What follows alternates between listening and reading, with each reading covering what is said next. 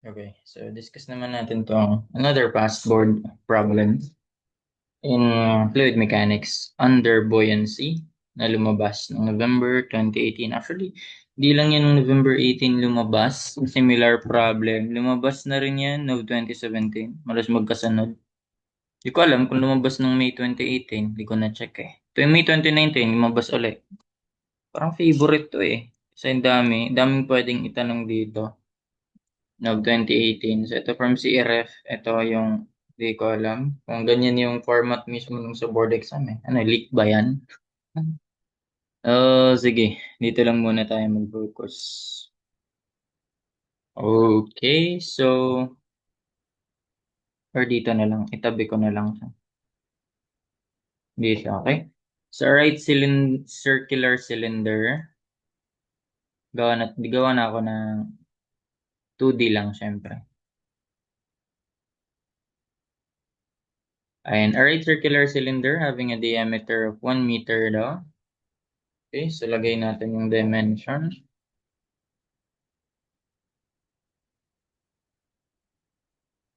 Yan. So, having a 1 meter. Constant naman yan eh. Diameter niyan is 1 meter. Then, and weighing. Okay, so may weight pala siya. Red na lang. Red for weight. Siyempre, acting center of gravity, ang gitna. Okay, pangalanan natin yung weight ng cylinder. Weight ng cylinder, 850 newtons. Okay, is held in position by an anchor block. Okay, may anchor, ano daw dito? Siyempre, may tie yan na connects anchor block. Random na lang, irregular na lang. Such that 0.35 meters daw ng cylinder is below the surface of water. Okay? So, dito ko na lang lagyan ng tubig. Sige, tagos ko na. Tinagos ko na. Pwede ko ba to i-ano? Ay, hindi. Ito kaya ba to i-send to back? Hindi. Hindi siya ma-send to back. Sige, okay na yan. So, yun yung water ba yan? Seawater. Such that 0.35 lang daw ng cylinder is below the surface. So, okay na ba yan? Ano ba sabi ng height? Wala sinabing height, no? Alright, blah, blah, blah. Walang height na binigay. So, di naman din natin kailangan na yan. So, di natin alam yung height. So, di random ano lang tayo. Random place lang tayo ng water level dyan. Basta, ang, ano ba yan? Basta, ang draft nun ay, tawag natin yung draft, yung such that 0.35 meters of the cylinder is below the surface of water. So, ayan. Yan yung draft. Pangalan na natin capital D. Di ba yun naman yung gamit natin simula sa ano pa? Buoyancy pa. Simula sa buoyancy. 0.35 per meter. So, with its axis vertical, so hindi yan inclined. So, upright yan, bale. So, the anchor has a volume of 0.5. May volume pala to. Okay, so may volume pala to. 0.5 cubic meters. And weighs 24 kilonewtons per cubic meter. Ano to? Parang ano siya, no? Parang concrete, 24 kilonewtons per cubic meter. Actually, ang kaibahan nito sa lumabas nung Nov 2017 ay, balikan natin, tingnan niyo. Given yung diameter, given yung height, given yung weight, was being held by, given yung volume ng anchor, pero ang sinabi ay 24 kilonewtons in air. So, weight na siya. So, ano pa silbi nitong volume, di ba? Kasi weight na binigay eh. So, para makompute mo nga yung weight, unit weight times volume eh. So, yun, nakapagtataka dito. Pero, ayun nga, nagamit naman tong 0.5 saan niya nagamit? Sa dulo, sa part ng sa dulo na. Pero dito sa first and second, di mo magagamit yan. Sige, attach ko na lang yan. Attach ko rin naman yung playlist niyan eh. Okay, so, ayan na. Um, Ano pa ba? So 24 kilonewtons per cubic meter, and then assume seawater to have specific gravity and specific gravity. Dito na lang, specific gravity ay, alam na yan, 1.03. Alam ko di rin to binigay nung 2017 eh. Meron ba? Meron pala siya. Pero if ever wag hindi binigay, alam na yan, 1.03, 1.03 to 5 sa iba. So, neglecting the weight and volume of the cable. So, ito wala daw effect yung weight and volume niyan. Yun naman din talaga kasi wala namang binigay na information. Kung meron, edi dadagdag yan. Dadagdag yan sa mga weight. Tapos magkakaroon din yan ng sariling buoyant force. Ganun. So, evaluate the buoyant force of the cylinder lang, on the cylinder for the position described. So, ang buoyant force, i-blue ko naman to. I-green ko na lang pala. May blue na kasi ako eh. So, syempre, ang buoyant force nag-act sa center of buoyancy. Pero, di naman na importante mo na yan dito. Sa ano lang yan, sa stability floating bodies, yung direction niya. Para lang mapakita ko. So, nandito siya. Buoyant force due to cylinder.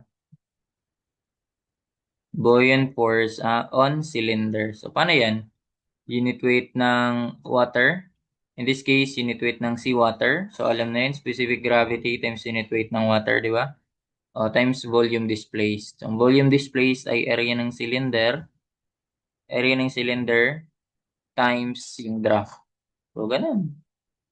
Rekta na yan. So, specific gravity ay 1.03 times unit weight ng water. Ano ba to? Naka kilonewtons ba to? Newtons. Ang mga naka kilonewtons. Okay, so 9.81 gagamitin natin. 9.81. Okay, specific gravity, unit weight ng water times area. Pi over 4. Diameter ay 1 squared. Times yung height niyan, ito lang, yung draft lang, 0.35. Ayun, 2.78. Yun na yun. 2.78 kilonewtons. Yan na yung sagot sa una. 2.78 kilonewtons. Evaluate the tensile force in the wire for the given draft of the cylinder. So, paano yan? Di mag-ano ka, parang ikakat mo yan, puputulin mo to. Ay, hindi sumama. Puputulin mo to. So, parang i-analyze mo sila ng ano. Parang ganito na lang. Ganito na lang siya. Pakita ko siya ng naka ganito.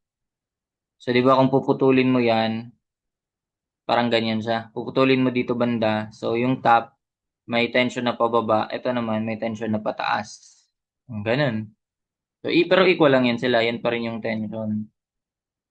Ganun. So, this will be the tension. Pares na yung tension. So, ito, syempre, kung yan lang yung i-analyze mo, syempre, magkakaroon ng weight dito. Klaro pa ba? Balik klaro pa naman, no? And magkakaroon ng weight dyan. And then, syempre, may sariling buoyant force din yan. Ganun. So, ito lang yung kakonsider mo, bale. Parang method of sections ka rin sa statics, di ba? Ito, gawa ka ng section na yan. Yan yung kukonsider mo. So, ano mga meron dyan? With summation of forces vertical, meron kang tension na pataas. Tapos, plus buoyant force. Buoyant force nung block, ano to, anchor. Concrete, cylinder na kasi yun eh. Anchor, di ba ang ginamit na term? Anchor block. Sige. So, buoyant force ng anchor na lang. So, tension plus buoyant force ng anchor. Ito pala, hindi ko pala nalagay yung pangalan. Buoyant force ng anchor is equal to, yan, weight ng anchor. Weight ng anchor. Ayan. So, ano yung tension? Masasolve mo na yung tension. So, that is just weight ng anchor minus buoyant force ng anchor. Bakit mali yung ano ko? Ulit lang. Gusto ko capital A eh. Yan, anchor. Tapos, ang tension niya ay weight ng anchor minus buoyant force ng anchor. So, paano yun? Tension is just weight ng anchor, unit weight ng anchor, meron na, times volume. So, yun, unit weight times volume, yan yung weight niyan. Minus, buoyant force ng anchor, unit weight ng liquid. Alam na yon, specific gravity times unit weight ng water, times, ano yun, volume niya pa rin. Di ba? Volume ng anchor.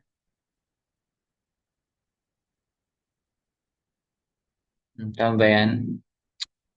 We'll see. Unit weight ng anchor ay 24 times volume, 0.5 o 12 lang pala to. 0.5. Then minus specific gravity, 1.03 times 9.81. Tama, unit weight ng water times volume ng anchor. Parehas lang naman yun eh. Tama ba? Wait lang. May mali ba ako? 24 times unit. Opya. 24 unit weight na tas 0.5.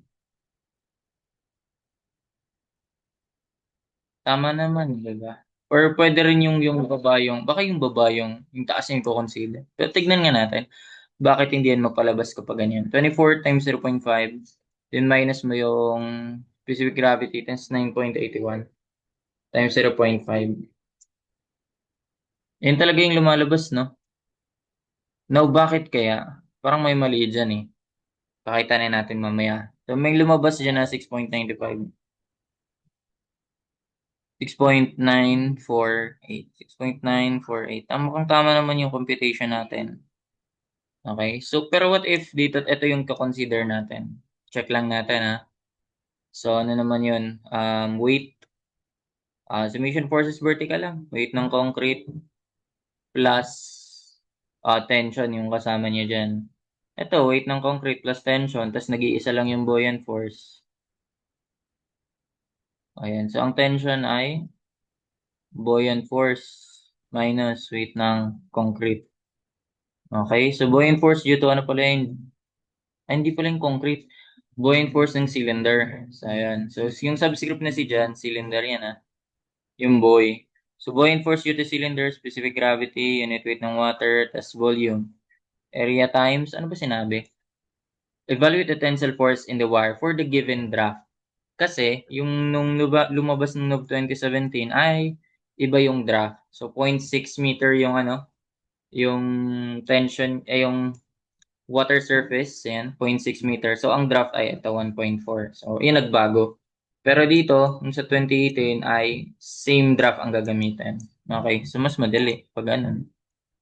O same draft ang gagamitin. So, area times draft lang din naman yan. Then minus, yan, weight ng cylinder. So, yun may tension na tayo. Tignan natin, bakit kaya hindi sila nagtugma, no? 1.03 times 9.81.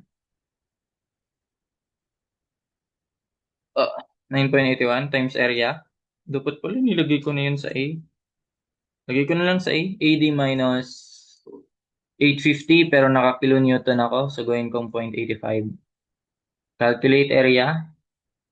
Pi over 4, 0.25 pi diameter squared. As area, ang draft ay, ano to? Saan ko nakuha itong di kanina? Di ba ako nag-store? Sa statics. Ano pa pala to? Sa Strema. 0.35 na lang yung draft niyan.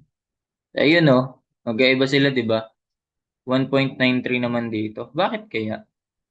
1.928. 1.928 kilonewtons.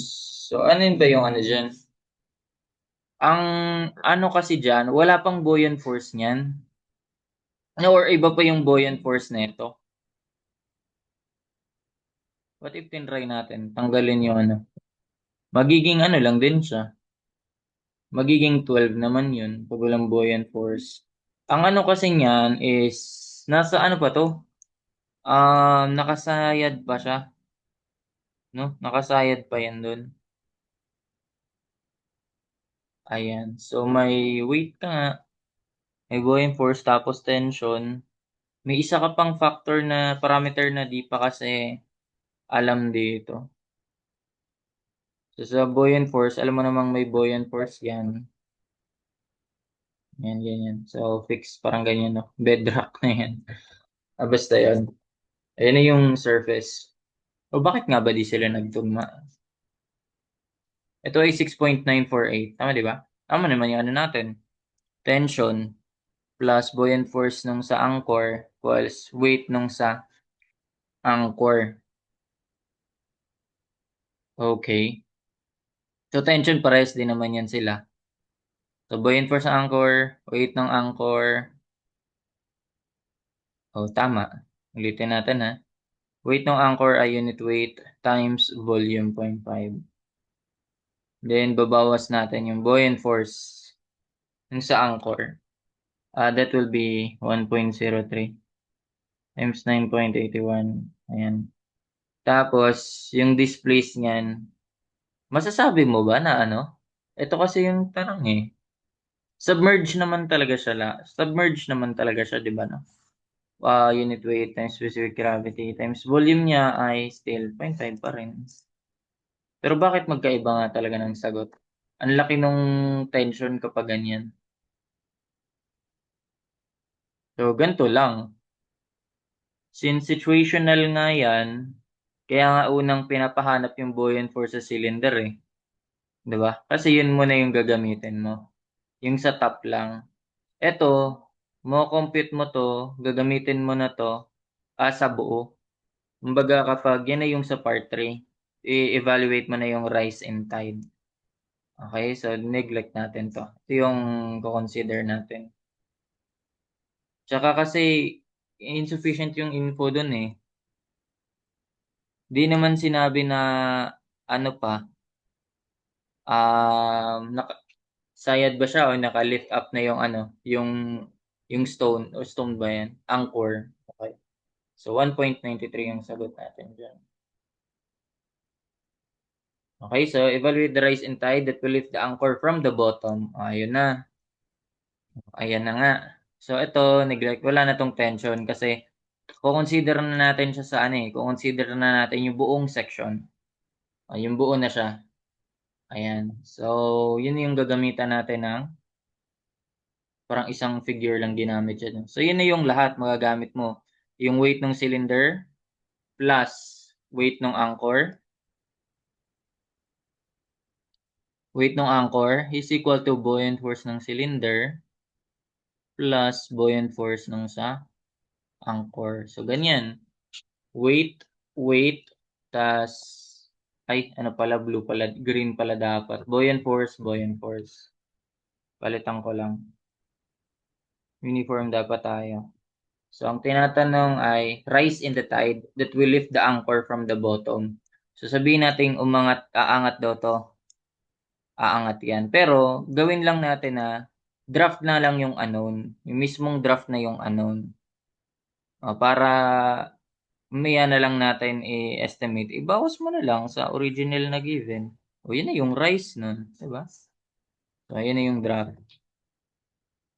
Okay, so mababago pala yan. So, unit weight ng sa cylinder, yun, as is. Meron yung value. Weight ng cylinder. Weight ng anchor, as is. Meron din yan. Alam na yun. Unit weight times volume lang yan.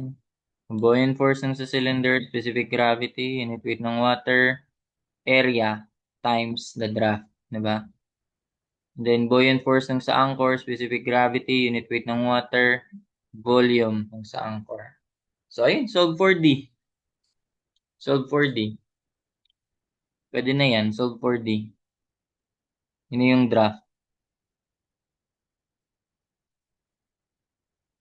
Solve for D yun sa draft. So, weight ng cylinder ay 850 yun, di ba? Pero gagawin natin naka-kilonewton tayo, 0.85. Okay?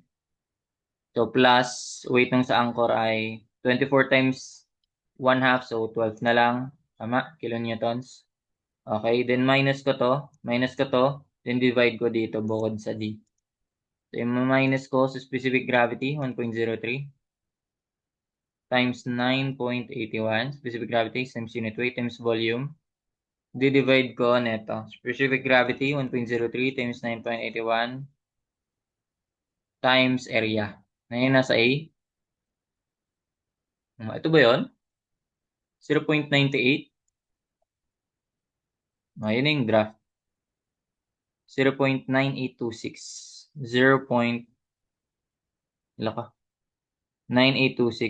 meter. So, ang change in height, yung ba yung sabi, rise in tide, delta H na lang. Rise in the tide that will lift the anchor from the bottom. So, ibig sabihin na pag nalilift na yung anchor from the bottom, so doon na magkakaroon pala talaga na buoyant force. So, ayun, delta H. So, that will be D minus. Yung original ay yung 0.35. 0.35 yung original, diba? So, ayun. Bawas mo na lang yan sa 0.35. And 0.6, meron ba yan? 0.633. So, ayan, 0.633. Delta H ay D minus 0.35. 0.633 meters. So, ganyan siya. Ganyan yun, 0.633 meters. So, yun na yun. 0.633 meters. Actually, ginawan ko yun ng program eh. Ayan o. So, 2.788, 1.93, then 0.63. Pag binago lang yung value, yung mga naka-assign na yan. For example, ito. Right circular cylinder having a diameter 1 meter as is and weighing 900 newtons. So, yun yung nabago. Imbis na 850, 900. Resolve mo lang. Yan, pag-practicean mo na lang yan. Gusto mo. Is held in position by an anchor block such that 0.3 meter of the cylinder is below the surface. So, imbis na 0.35, 0.3 lang. Okay, and then, the anchor block has a volume 0.5 pa rin, cubic meter, and weighs 24 kilonewtons per cubic meter in air. So, yun, yun, unit weight. So, assume seawater to have specific gravity, 1.03. So, yun na. Buoyant force to cylinder. Buoyant force on the cylinder ay, yan, 2.38. Ito na yung sagot natin. Evaluate the tensile force, tension in the wire for the given draft. Same draft daw. So, same draft. Kaya ginawan ko dito panibagong draft since nauna ko na-solve yung Nove 2017 nga. So, ayan, yung draft na ay binago. So, kung same draft, equal siya dito. Ano pala yun? Ano ba to? 0.35. 0.3 na lang ba? Oo nga pala. So, ayan. Ang tension na niyan ay 1.48. Ayun, 1.48. And then evaluate the rise and the tide due to lift the anchor from the bottom. So, same lang din ang tanong. Given lang na iba. 0.689. Ay, tama ba ako? Hello? Delta H. Baka iba yung ginamit dito. 0.689. Rise in the tide that will lift from the bottom. Okay. May mali ba ako dito sa program ko? Tama naman. 989. Tapos bawas ko. Baka yung 0.35 yung nagamit, ha? Hindi naman. Kasi 0.689. Baka erroneous ba to? Oo nga, no. Evaluate the rise and the tide to lift the anchor from the bottom. Same lang tanong. To lift the anchor from the bottom. So, ayun. Wala naman tayong binago, di ba? Dapat yan, 0.689. Kasi draft yan minus Draft yan minus yung original. Baka 0.35 to. Ano ba ginawa dyan? Ayun, parehas lang eh. So, kaya balik ko yung kanina. 12 tapos 0.5. 850. Tapos 1 meter. Ayun, 0.633. Yan. Ito naman, lumabas. Tama yung sagot. Kapag binago, wala dito para sa choices. Okay. So, last itong May 2019. Check natin.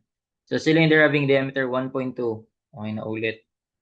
May 2019, 1.2 meters high, 1.2 meters. Di importante yung diameter yung height dito. Height of 1.11. Di ba importante? Sige, tingnan natin. 1.11 ba yan? 1.1. 1.1 lang pala. Na ko kasi. Sabi ko kasi 1.11. Tapos, and weighing 800 newtons. 800 newtons daw. Okay, is held in position in seawater by a cable tied to an anchor block resting at the bottom of the sea such that 0.3 meter of the cylinder is below the surface. So, yun yung draft, 0.3. 0.3 lang. Okay? Um, so the anchor block has a volume 0.5, same. Then waist 24, same. So assume the C, same. So ayan na. Buoyant force ay... Lako, nagloko.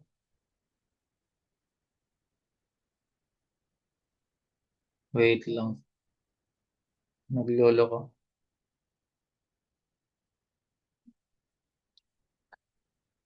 Okay. So ayan, buoyant force 3.428.